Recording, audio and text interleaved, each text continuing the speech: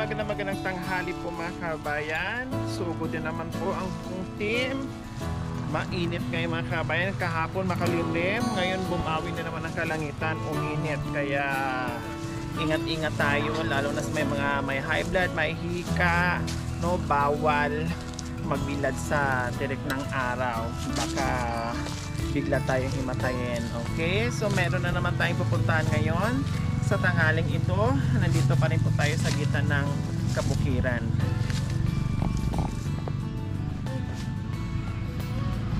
Ayan po, wow, ang cute naman ng bahay nila. Hello! Magandang tanghali po, nanay. Wow, mukhang katatapos nyo lang kumain.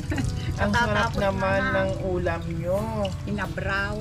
Tahong ni Carla na magarot-garot.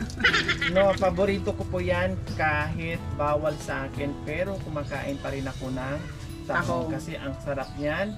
Tamang-tama, may malunggay, tapos kamati, tapos mayroong luya. Ay, ang sarap ng sabaw, nanay. Ano? Oh. Kumusta ang kain nyo, nanay, tanghalian? Eh, mabuti naman na. Busog naman. Oo, Ha? Wala nang natira? mayroon din. Meron pang natira. Ali kayo muna dito at kakain kayo karon. Kakain? Oh, ang sweet naman ni nanay. Anong pangalan ni nanay? Gloria la bandera. Oh, ang daming Gloria na ano natin. Oh, sayang naman ito, nanay. Oh. Pagkain ng ako. Akala Di pa tapos ko kumain lang. sobra. Kasi ganun kasi ako mga kabayan kahit saan ako kakain or sa mga restaurant o saan man, ayoko yung ganito na maraming natitira, sinisinom ko kahit yung mga mismis na mali, naku, bawat butil talagang kinakain ko yan, sinisimot ko. Ang sarap po. Mayroon naman kaming tira na kung gusto mong kumain. Ang cute naman po. Oh, hindi pa pala kayo tapos, nanay. Kumain po muna kayo, Tapos na.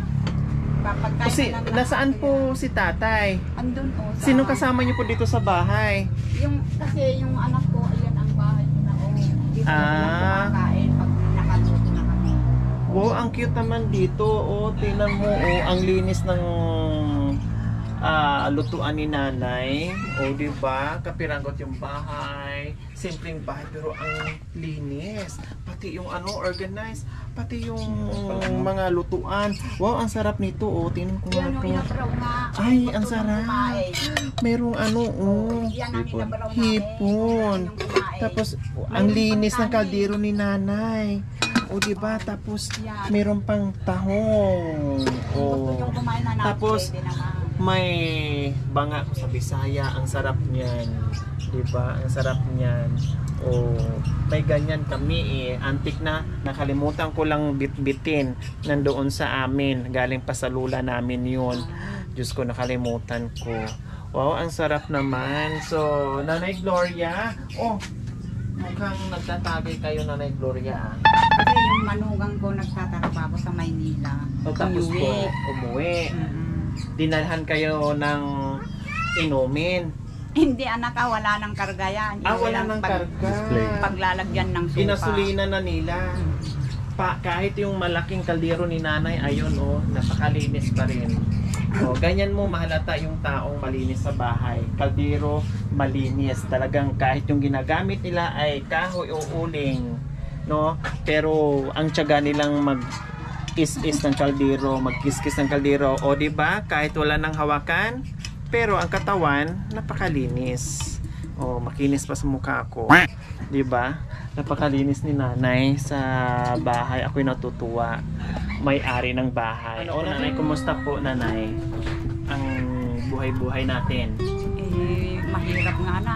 Bakit nasabi yung mahirap? Siyempre wala kaming hanap buhay, wala kaming sinasaka, yung mga anak ko lang. Yung panganay na... income nyo, yung pang-araw-araw nakita, yung dalawa ni tatay? Kung hindi magpatama ng kubra niya, wala. Magpakagat ng kubra? Hindi, yung kung magkukubra ay pag may nanak. Nanguhuli ng kubra? Yung ahas? Hindi. Ano po ba? Nagkukubra ng witing. Ako di maraming pera kasi nakukubra pala ng witing. Kung mayroong kuwan, tumama mayroon, kung wala, wala din. Kundi kung walang tumama, yung lahat ng taya sa kanya na, wag niya niyang Ay. ilimit. Di huhuli na magagaya ng mga tawa na ka. Ha? O wala namang panalo, bote kung natalo. O bote kung panalo, pwede yun. Hindi, Pero kung walang panalo, kundi sa kay tatay na yun. Hindi naman pwede yun. Ay, hindi pwedeng ganon. Hindi. Kailangan may panalo o wala, iririmit talaga yung mga taya Oo, nila. kasi mayroon namang kubrador anak naman nagpapasok doon sa bayan. Kinukuha yung mga pera pag alauna na yon, kukunin na yung kubra. Grabe no, kubra. Nakakatakot yung salita. Bakit taga saan kayo? Taga Japan kami, nanay. So, nandito lang kami ngayon sa Pilipinas para puntahan namin kayo. Sama kayo sa Japan? Ay na. Baka dyan lang sa bayan na nakinahilo na ako. Oh, bakit mahiluhin po kayo? Mag-eroplano naman tayo, nanay. Eh di lalo na O anong gusto nyo sasakyan para hindi kayo mahilo? Anong Wala. sinasakyan nyo? Kuliglig, Motor gusto lang. nyo magkuliglig tayo Oo. papuntang Japan? Hindi naman makaabot doon sa Ay, Japan pwede. na yung kuliglig. Minsan kuliglig ang sinasakyan ko. Suble. Opo, may pakpak. Meron akong kuliglig na may Yun pakpak. lang. O, nasaan po si tatay? Yun o. Ay, tatay, hali po kayo. Hi, tatay. Anong pangalan niyo po, tatay? Rinaldo po. Akala ko, Cobra King kayo. O, kumusta ang kubra nyo? Buhay pa ba? Medyo lanta na? Kakakuan nakakakubra din po ng may gitsandaang ano. May Sa isang araw, 100. isang kubra lang po. Mag Isang kubra lang po. isang kubra. O ngayon, nakamagkano na kayo? 130 po. 130. O magkano po sa inyo dyan? One lang po yan. Ay, Otso. porsinto, mano. 8 pesos? Ay, Diyos ko. Sa isang daan po Porsanto. eh, 7 pesos lang po ang porsyento ko dun eh. Oo. Tapos, 7. malapit na ang hapon, tanghali na ngayon. Anong oras iririmit po yan? Po, alaw na medyo. Wala una. So may kita ka. Bago mag-alaw na, may kita kang 8 pesos. Opo. Pambili lang yun ng isang stick na kape. Wala pa, kulang No, pa. o kulang pa. Po, Walang asukal. Kundi magkape na lang na walang asukal. Kung madiabetes ka. No. O, tapos mag-ikot-ikot pa kayo minsan. Opo, masal sa bahay-bahay. Magpapataya. Magpapataya. Eh, syempre mahirap ang buhay ngayon, tatay. Opo. 'Di ba? Iilan-ilan lang yung tataya. Swerte mo na kung sa isang tao may tataya ng 100, 200. Wala po. Kasi merong ganon. May nakikita akong tataya ng 300. Yung iba nga, 500 pa. Opo, yung Pero pagdating may sa pera. bahay nila, wala silang makain. Walang ulam. Yun lang. Kasi doon na naubos. Baka kasi ang iniisip nila, wag mo na akong kakain, wag mo na akong bibili ng masarap na ulam, itaya ko muna ito, baka bukas manalo ako. Kasi sa baka, kasi sa salitang baka. Baka. Oh, dapat binilin muna ng ulam na baka para hindi matalo yung 500. O magkano lang naman ngayon ang 1 kilong baka? Wala kang 400. O sabi mo ng 400, may sukli pang 100. Eh tinaya, nagbaka sakaling manalo, o lalong talunan. No? Opo. Madalas ba kayo nagpanalo, Tatay Cobra? Sa sampon po, dalawa lang. 2 beses. Magkano din ang pinakamalaki, Tatay? Kuwan, tumpok mo ng 8 po. 8,000? Tumpok 8 lang po ang O ganun. magkano yung tumbok 8? 5 yata. 5,000 to. Hindi 4,000 lang ang nasuraw. Ay, tumbok 4-8 pala, 4-8. 4,800. Opo. So yun yung pinakamalaking nanalo sa inyo. Opo. Magkano naman ang sa inyo doon sa 4,800? 800 lang pong 800 ang sa inyo. O, prosyento plus balato pa. O, wala na.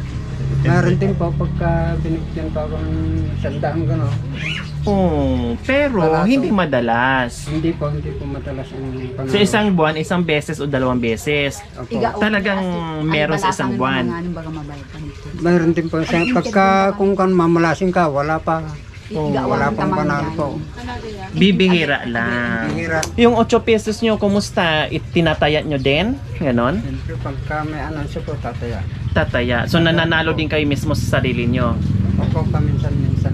Paminsan-minsan. Pagkakuan wala rin sa isang buwan, minsan o kaya dalawa, ganun.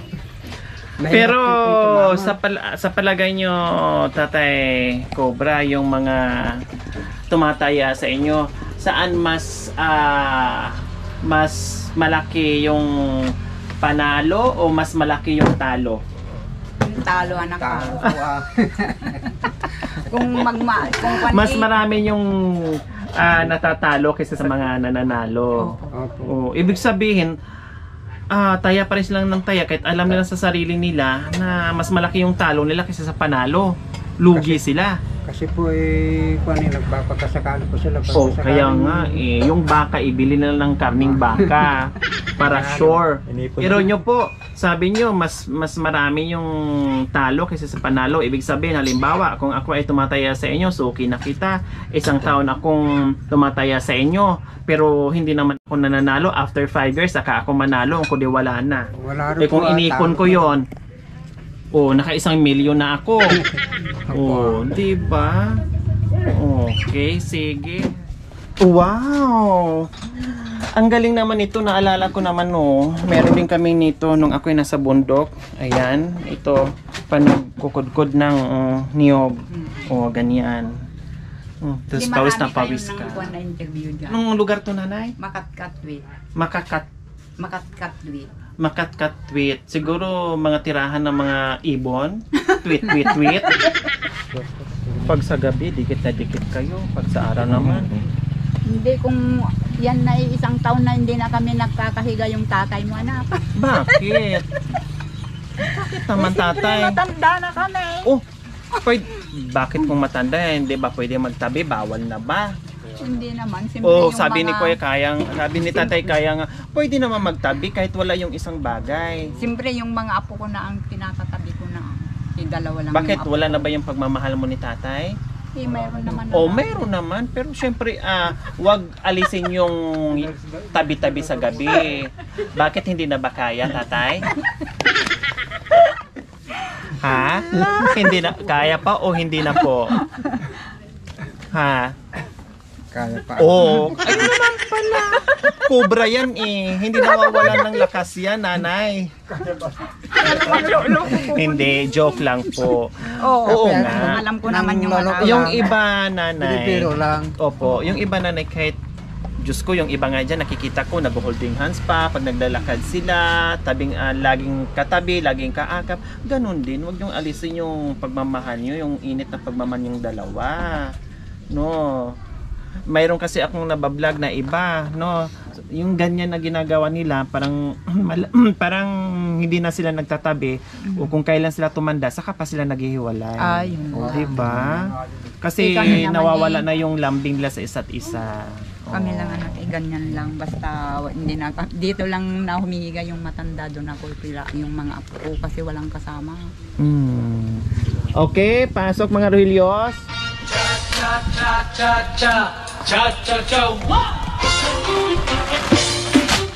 Ay, pili tayo kay Nay. Tatay. Si tatay na lang, si tatay.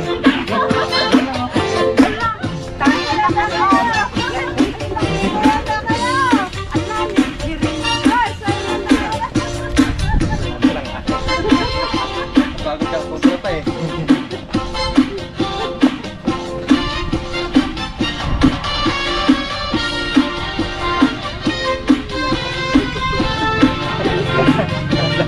Okay, mga Rohilios. Yan, meron pang Salamat sa inyo anak. Sorry, groceries. Kami biyaya sa inyo. Wow, siyempre hindi lang yan, meron pang cash si nanay. Ay, salamat anak. Mangkol, maraming salamat sa inyo at Oo. biglang dumating ang biyaya namin. Kaya tumbukin nyo na mamaya 1,000 ha. Panalo kayo bukas. Magkano ang panalo? O bakit naiyak naman kayo, Nanay Gloria? Yung kaya ko nga anak na bigla na dumating yung biyaya namin.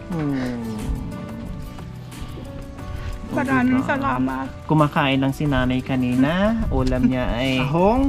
Pero nagulat siya sa pagdating natin at akala niya hold up na dahil pumasok pa tayo at nagbuting-ting pati ng mga kagabitan. No? Pero hindi niya akalain na may biyaya pala. Naiyak sa sobrang saya si Nanay Gloria at saka si Tatay Cobra. Siyempre, biyaya. Malaking tulong po ito Ay, sa talaga kanila. na hindi Diba may alam po? na dumating ang biyaya namin na itong araw na to. Opo, na tinitiis din ni tatay na kahit 8 pesos, na kahit papaano meron siyang kinikita, no? Dahil ang hirap ng buhay ngayon. Opo, kaya maraming salamat po talaga sa walang sawang mamahal sa mga kabayan natin na talagang nandiyan palagi sa atin. Meron na naman tayong nanay at tatay ngayon na mga senyor na napasaya at napaiyak natin sa biyayang dala-dala natin.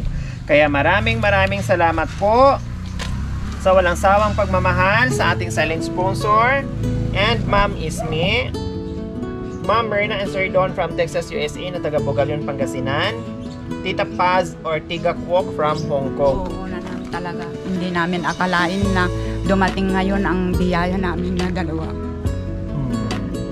Tatay Cobra, mensahe niyo po sa biyaya na natanggap Opo, natin. salamat po sa biyayang binigay niyo sa amin. Oh, tatay, pag halimbawa tumbok 1,000 magkano?